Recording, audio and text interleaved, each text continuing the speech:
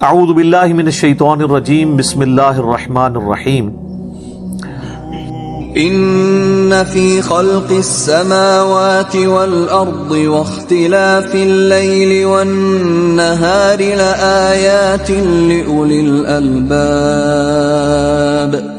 بے شک آسمانوں اور زمین کے پیدا کرنے میں اور رات اور دن کا بار بار آنا، رات کے آنے کے بعد دن اور دن کے بعد رات کا آنا، یہ بدلتے رہنا، اس کے اندر نشانیاں ہیں ان لوگوں کے لیے جن کے پاس عقل ہے۔ تو عقل تو سب کے پاس ہے۔ عقل کا یہ مطلب نہیں کہ بہت زیادہ وہ ذہین اور فتین ہوگا۔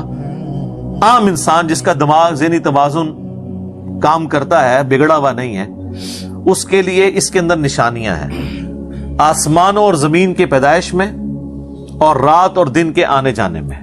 یہ جو دو بڑے بڑے فزیکل فینومینا آف نیچر ہیں، قدرت کے مظاہر ہیں، یہ ہر شخص آبزرو کرتا ہے، چاہے آج کا انسان ہو، آج سے 10,000 سال پہلے کا سٹون ایج کا کوئی انسان ہو، وہ ان چیزوں کو آبزرو کرتا ہے اور اس رزلٹ پہ ضرور پہنچ جاتا ہے کہ یہ کائنات کسی نے بنائی ہے، بغیر بنائے نہیں بنی ہے۔ اور آسمان اور زمین کی پیدائش میں غور کرنے کا مطلب یہ ہے کہ پھر جو کچھ آسمان اور زمین میں آپ کو نظر آ رہا ہے، اس میں ستارے بھی ہیں، سورج بھی ہے، اور زمین میں جو کچھ بھی نظر آ رہا ہے، ایک ایک چیز کے اندر اللہ کی قدرت کی نشانیاں موجود ہیں۔ الذين يذكرون الله قياما وقعودا وعلى جنوبهم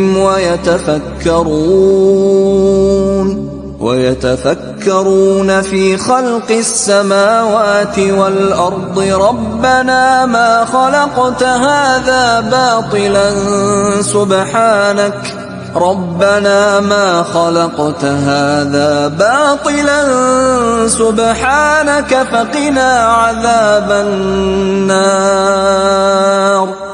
تو ان کی حالت یہ ہو جائے گی کہ وہ اللہ ہی کو یاد کرتے رہیں گے، کھڑے ہوئے بھی، بیٹھے ہوئے بھی، کروٹوں پہ لیٹے ہوئے بھی۔ ظاہر ہے اللہ ہی اللہ۔ اب آپ کو پتا چلا کہ نبی علیہ السلام اپنے بستر سے اٹھتے ہی آیات کیوں پڑھتے تھے کہ بستر پہ لیٹے ہوئے بھی، کروٹوں پہ بھی اللہ کو یاد کرنا ہے۔ نماز تو پروٹوکول والی عبادت ہے، نماز کے بغیر بھی۔ صحیح مسلم میں حدیث ہے، اما عائشہ کہتی ہیں کہ نبی علیہ السلام ہر حالت میں اللہ کا ذکر کرتے تھے، جنابت کی حالت میں بھی اللہ کو یاد کر لیتے تھے۔ یہ نماز کا پروٹوکول ہے کہ آپ کا وضو اور غسل والا ایشو ہے، ادروائز عام عبادت کے لیے تو نہیں۔ اور غور و تفکر کرتے رہتے ہیں آسمانوں اور زمین کی پیدائش میں۔ تو غور و تفکر کرنے کے بعد کس رزلٹ میں پہنچتے ہیں؟ اے رب ہمارے، تو نے یہ چیزیں فضول پیدا نہیں کی ہیں، یہ کریشن کسی مقصد کے تحت ہے، اور اس مقصد کا منطقی انجام یہ ہے کہ مجھے بھی کسی مقصد کے لیے بنایا ہے، اور اس کا منطقی انجام یہ ہے کہ اگر میں نے وہ مقصد پورا نہ کیا تو میں مارا گیا۔ تو لہٰذا میں دعا کرتا ہوں سبحانک فقینا عذاب النار، اے اللہ تو پاک ہے، تو نے تو ایسی قدرت ہے تیری کہ غلطیوں سے پاک ہے تو، میں تو غلطی کروں گا، میں تو انسان ہوں، پس ہمیں بچا لے آگ کے عذاب سے۔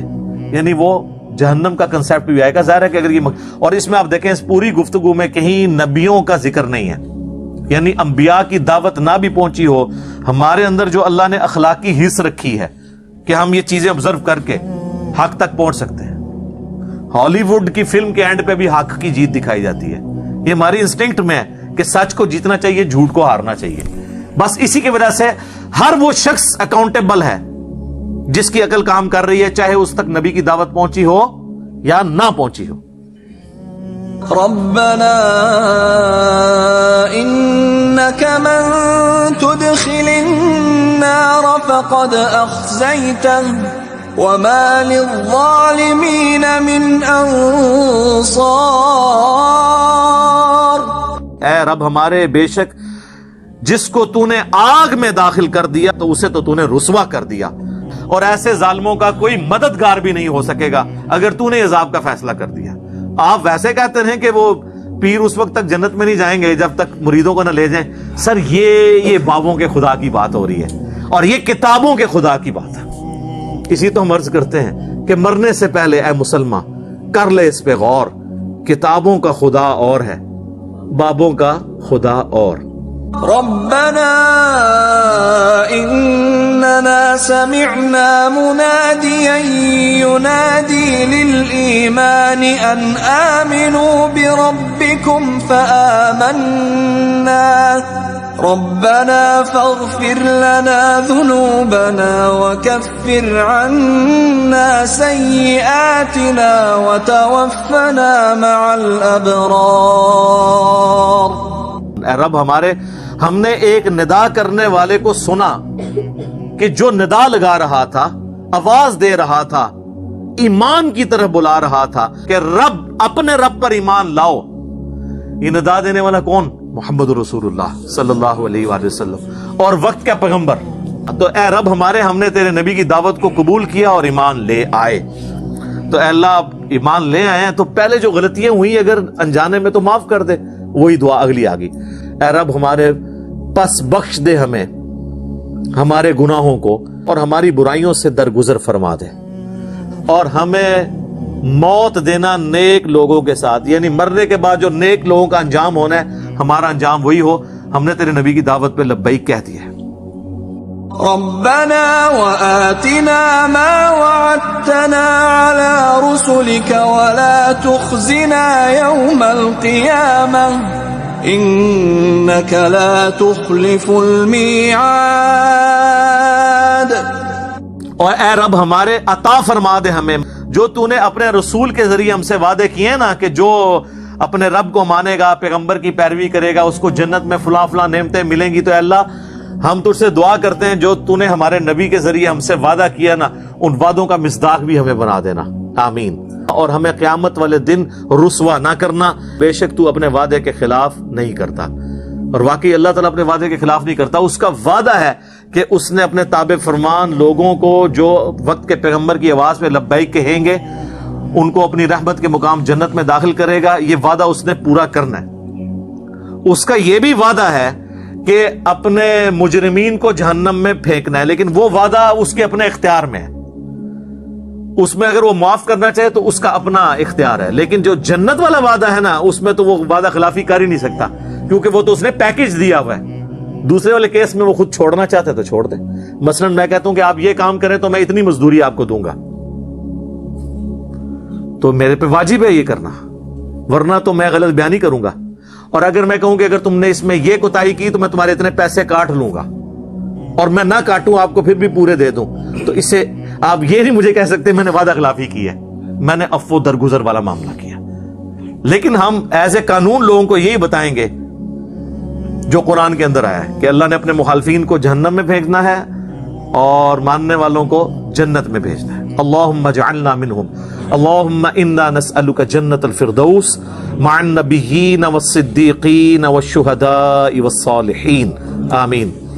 فاستجاب لهم ربهم أني لا أضيع عمل عامل منكم من ذكر أو أنثى بعضكم من بعض، فالذين هاجروا وأخرجوا من ديارهم وأوذوا في سبيلي وقاتلوا وقتلوا لأكفرن عنهم سيئاتهم ولأدخلنهم جنات تجري من تحتها الأنهار ولأدخلنهم جنات تجري من تحتها الأنهار ثوابا من عند الله والله عنده حسن الثواب۔ بس اللہ نے قبول کر لی ان کی دعائیں، جو لوگ ان کوالٹیز کے مالک ہیں اور یوں اپنے رب کو پکارتے ہیں۔ تو سر یہ جو اللہ کو اس طریقے سے پکارے گا اسی کی دعا قبول ہوگی۔ ہمیں تو بزرگوں اور بابوں ان کا تعارف کروایا گیا ہے۔ قرآن تو میرے بھائی ایک ہی بابے کی بات کرتا ہے اور وہ وقت کا پیغمبر ہے۔ ہاں باقی سارے فالوور ہیں، باقی لوگوں کے بنائے ہوئے بابے ہیں۔ اللہ نے جو ہمارا بزرگ اور بابا یا کوئی بھی پیر اس کو نام دے دیں، وہ ایک ہی ہے وقت کا پیغمبر جس کا آپ کلمہ پڑھتے ہیں. صلوات بر محمد و آل محمد، اللہم صلی علی محمد و علی آل محمد. پس التجا سن لی ان کے رب نے ایسے لوگوں کی کہ میں ہرگز ضائع نہیں کروں گا عمل کسی بھی عمل کرنے والے کا تم میں سے جو وقت کے پیغمبر کی دعوت کو قبول کرے، نیک اعمال کرے. اچھا اکثر لوگ کہہ رہے ہوتے ہیں پتہ نہیں ساری نماز قبول ہونی ہے کہ نہیں. کئی لوگ کہتے ہیں منو تے اللہ نے سٹنا ہی دوزخ سے، ہاں تو سٹے گا دوزخ جی. بخاری مسلم میں حدیث ہے کہ اللہ تعالیٰ فرماتا ہے میں اپنے بندے کے گمان کے قریب ہوں. اچھے اعمال کریں، اس کے بعد اچھا گمان رکھیں اللہ سے، زیادہ باریکیوں میں نہ پڑھیں، کیونکہ اللہ تعالیٰ اگر باریکی پہ آ گیا تو پھر تو سر کوئی نہیں بچتا. سورہ فاطر میں اللہ نے فرمایا اگر ہم لوگوں کو پکڑنا شروع کر دیں تو روئے عرض پہ ایک بندے کو بھی سلامت نہ چھوڑیں. غلطیوں سے پاک صرف اللہ ہے. پیغمبروں کو بھی ہم یہ نہیں کہتے، ہم کہتے ہیں گناہوں سے وہ پاک ہیں. لغزش خطا پیغمبر سے بھی ہو سکتی ہے، سبحان اللہ ہی ہے صرف. انبیاء کی لغزشیں قرآن میں رپورٹ ہوئی ہیں نا، گناہ نہیں ہے، لغزشیں، غلطیاں. غلطیوں سے پاک صرف اللہ ہے. دیکھ لیں حضرت یونس علیہ السلام نے کیا دعا کی ہے، لا الہ الا انت سبحانک، اللہ تیرے سوا کوئی معبود نہیں، پاک صرف تو ہی ہے. انی کنت من الظالمین، میں تو انسان ہوں، انسان غلطی کرے گا، میں نے ظلم کرنے والوں میں ہوں. حضرت آدم علیہ السلام نے کیا دعا کی، ربنا ظلمنا انفسنا وَإِن لَّمْ تَغْفِرْ لَنَا وَتَرْحَمْنَا لَنَكُونَنَّ مِنَ الْخَاسِرِينَ. تو اللہ تعالیٰ ہمارا جو عمل کرے گا میں کسی کا عمل ضائع نہیں کروں گا. یہ میری طرف سے تسلی ہے، کسی کو وہم بھی نہ آئے کہ اس نے وقت کے پیغمبر کی پیروی کی اور پھر بھی اس کے دماغ میں یہ کیڑا ہے کہ پتہ نہیں میں نے کیا بڑھنی ہے. نہیں، امید کو نہیں چھوڑنا، لیکن اس کا یہ مطلب نہیں خالی امید لگا کے بیٹھنی ہے.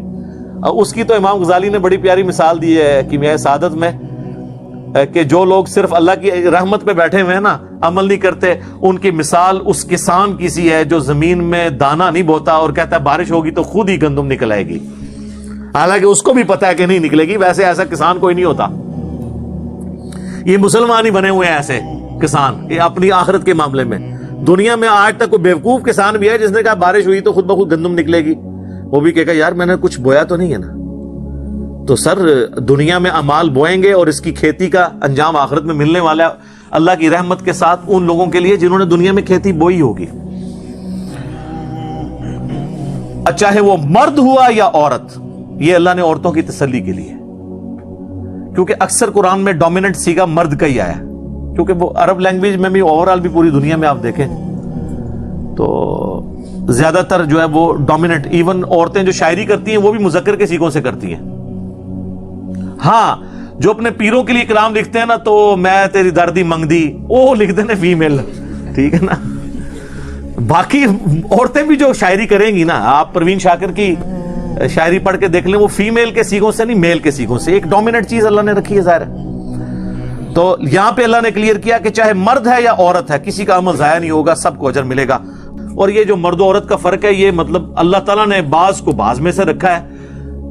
مرد کو ذریعہ بنایا ہے عورت کی پیدائش کا، حضرت آدم علیہ السلام کی پسلی سے عورت پیدا ہوئی اور پھر ساری جو مخلوقات ہے وہ عورت کے ذریعے اللہ نے پیدا کی. تو بعض میں سے ہے.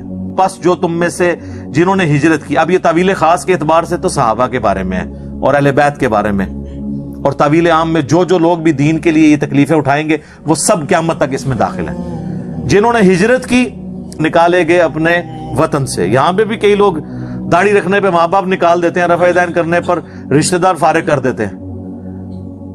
تو جنہوں نے ہجرت کی اور اپنے گھروں سے نکالے گئے اور انہیں میرے راستے میں اذیت دی گئی، یعنی اللہ کو ماننے کی وجہ سے انہیں تکلیفیں دی گئی اور انہوں نے دین کے لیے قتال اور جہاد کیا اور خود بھی مارے گئے، یہ بھی تو ہو سکتا ہے. اب یہ عربی میں جتنے تاکید کے سیگے اس کے اندر ہے نا، میں ضرور بالضرور ان کے گناہوں کو معاف کر دوں گا اور میں ضرور انہیں جنت میں داخل کر کے رہوں گا، ایسی جنت جس کے نیچے نہریں بہتی ہوں گی. کہ اللہ کی طرف سے بدلہ ہوگا ان کے نیک اعمال کا، اور اللہ کے پاس تو بہترین ثواب اور بہترین بدلہ ہے. اللہم انا نسألک جنت الفردوس مع النبیین والصدیقین والشہداء والصالحین. ابھی یہاں پہ جنت پہ بولا جائے تو 1 گھنٹہ اور لگ جائے گا. کئی ایک ویڈیوز میری ویسے ریکارڈڈ ہیں, لیکن وہ تارج میسا والی جنت تو میں نہیں بیان کر سکتا, وہ آپ انہی کی ویڈیوز دیکھیں.